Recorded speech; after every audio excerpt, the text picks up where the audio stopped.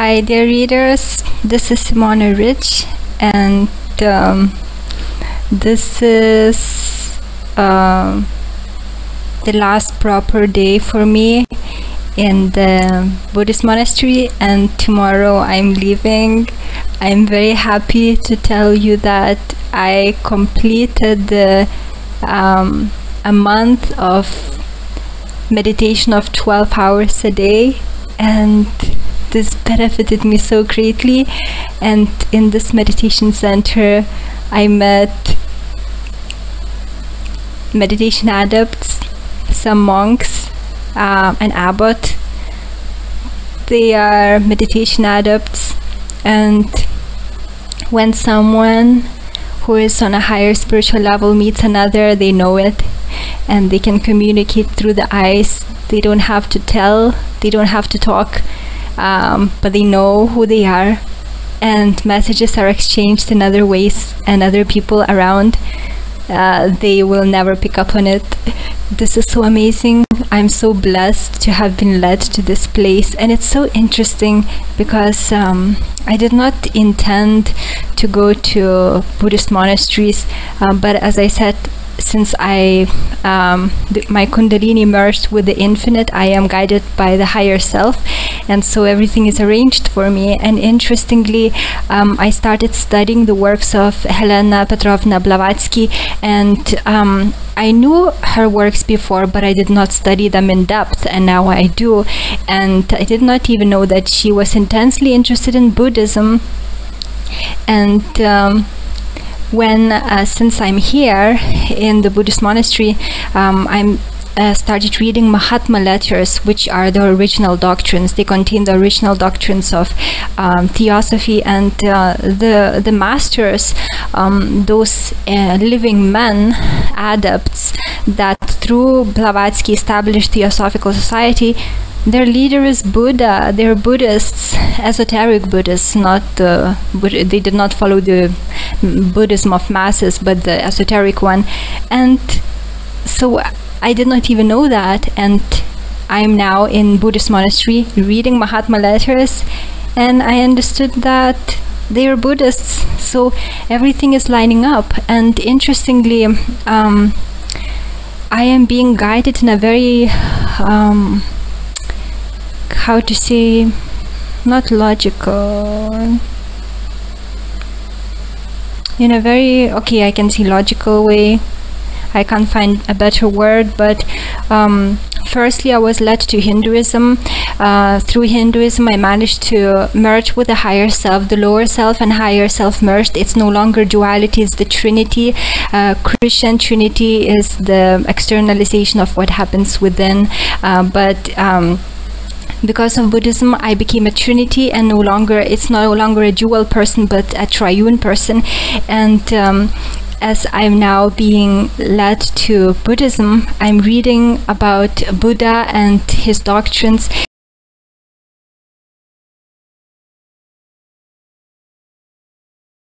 And he said that Hinduism leads up to the fourth jhana, jnana, some call it knowledge. I don't think it's the right translation, but it leads up to a certain way, but then Hinduism cannot lead to total liberation. And Buddha discovered that, and I discovered that as well, that it leads up to a certain point, but then it kind of leaves you hanging there. And from there on, Buddhism picks up, because Buddha discovered further way, and I cannot tell for sure whether Buddha really achieved total liberation. I don't know it. I judge everything by personal experience, because there are just too many deceptions in this world and in spiritual world.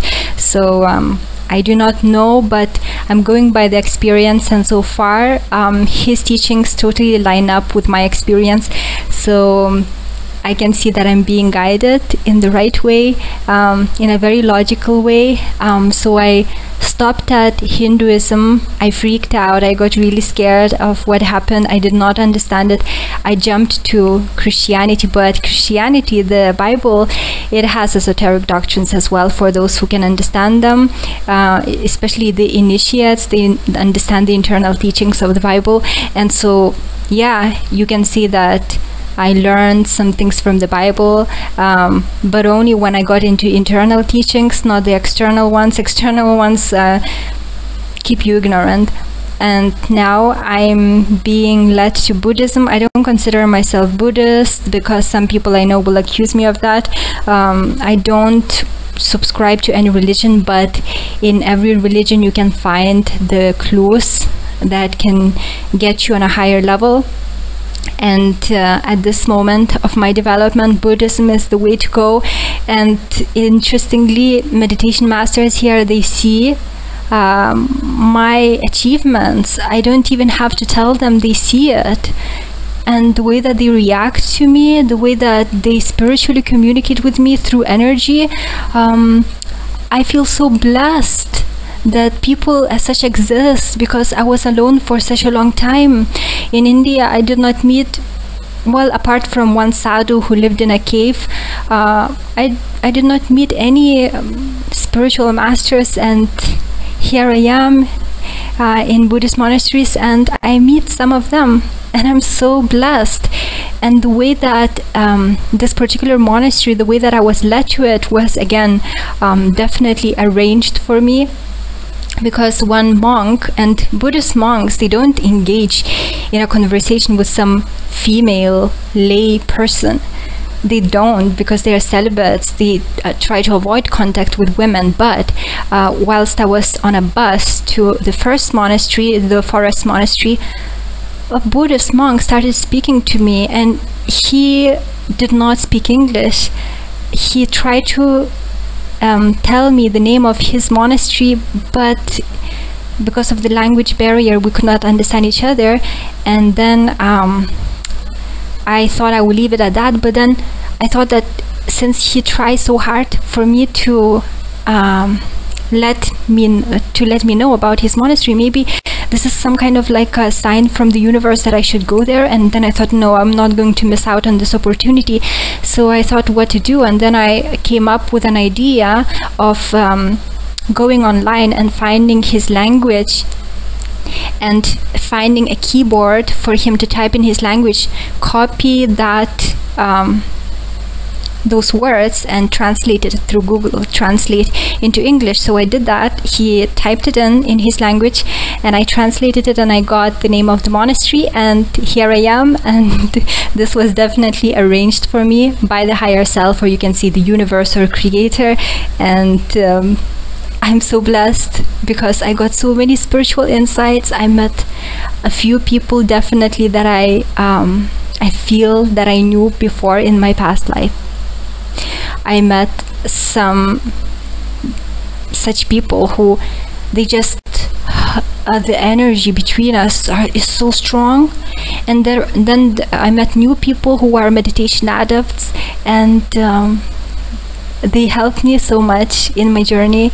And I also got confirmation that I'm on the right way, and I'm so happy that I met people higher on a higher spiritual level, because I never met people as such except for one person in India, the person who lived in a cave in the mountains, who was able to transform before my eyes. Physically, he was able to transform. He was kind of like magician, but these ones, I think, but Buddhists, they are not interested in these ways to manipulate matter. They go directly to liberation. And even if a person does not want to completely liberate himself by following the path, the stream, the way, you will get reborn in, I think it's called Deva Chan, which is heaven. And Jesus had the same message, because I think he discovered the path, and Buddha discovered the path. He did not invent the path, because anyone who wants to know the truth, they will find that path, that way. And like Buddha, Jesus knew that violence is wrong, that we should not be cruel to each other, we should not hurt anyone, because this leads to lower worlds or hells or animal worlds. But of course, he told it in different ways, and Buddha told it in another way, but the path is one. This straight and narrow path is only one. And so in this monastery, through the meditation technique, that particular meditation technique, I was able to get different spiritual insights, but either I will write a separate book about it and I will not make it completely free, or I will not tell about it, because it's like Jesus said, don't cast your pearls to the swine. And yes, some of my readers are really nice, but some, they just watch my videos to make fun or to send hatred messages. So I cannot reveal these things, because it would definitely be like throwing pearls to the swine. I cannot do this. I cannot prostitute those insights, because they are so significant, so important, so valuable, that you cannot just, you know, cheapen them by just telling them in any ordinary way. So I cannot do that, but meditation definitely is the way. I stopped meditation for more than a year because of the scary experience that happened, the merging, which was total shock. It was so unexpected, and only after a year of pondering on this happening, I was able to realize that actually it was a positive thing and not a negative thing. And so I now resumed meditation, and I'm glad to see that I don't need to start from scratch, that all my meditative powers are coming back and new spiritual powers are developing. And so this is a confirmation that I'm on the right way, and thanks God, I don't need to start from the very beginning, and the mind is getting very focused. It can become calm very fast. Sometimes I get times where I don't receive any thought and meditation is very deep, so I see the progress and I'm picking up from where I left, and this is incredible. I'm so grateful. And since it's a longer video, I should also say some things that happened today. I just received my mobile phone, and I just used internet for the first time in 30 days, in around 30 days, and it was so unnatural. To use internet, it was so strange, and to use mobile phone, it was so unnatural, and I did not like the experience. It's kind of like alien to the human mind, and I really feel like it's harmful, but people don't feel it because they use that gadget every day of their lives. But I will try to avoid using these electric gadgets as much as possible, and will probably just use internet to answer viewers' questions, make videos, and then type in articles. But I will really try to avoid internet and just any way of using those gadgets. It's just they don't feel right. I now feel after 30 days of not using them, they don't feel like they just don't, they are not harmonious, they are not in harmony with who we are. And it was very strange to again read all those comments of, like, I got many hatred comments from Christians. Come back to Jesus, you are how do they say, repent, and so forth. And it was so strange, because in these monasteries, most people, they're so nice and so full of love and compassion and peaceful, and you just feel blessed. Every day is like a day in heaven. If you're on the right vibration. Of course, there are people on a low vibration and they leave very fast these places because their vibrations don't match.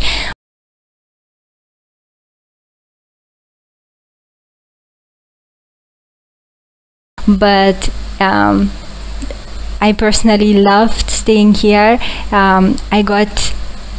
It just feels harmonious to stay here. And then I read those Christian comments, and it's just so discordant, if that's the right word. Like it feels like coming back to some kind of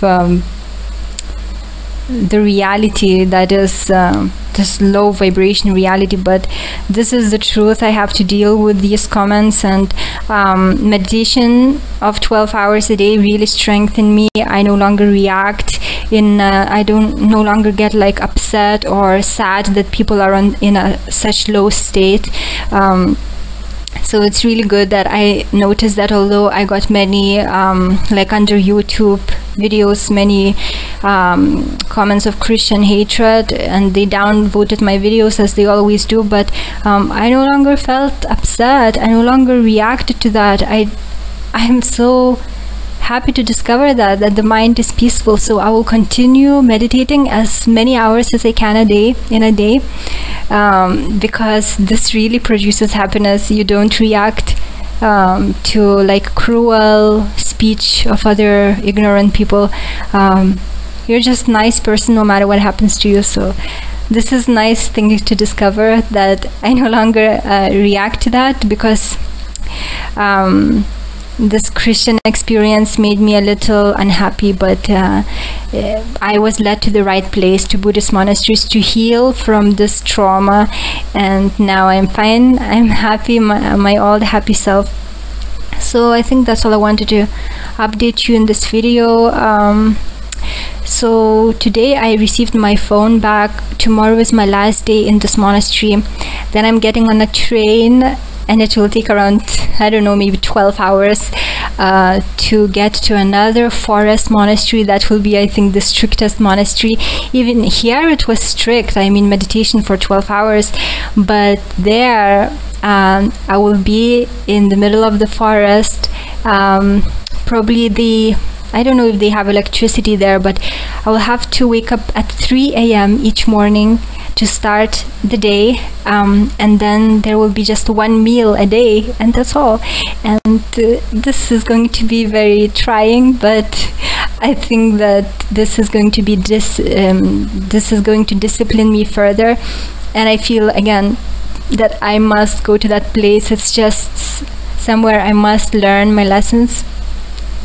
So I'm looking forward to that experience, but I think that they will take my mobile phone there again, and even if they don't, I think that I will willingly give it. And after that I'm flying out of this country, and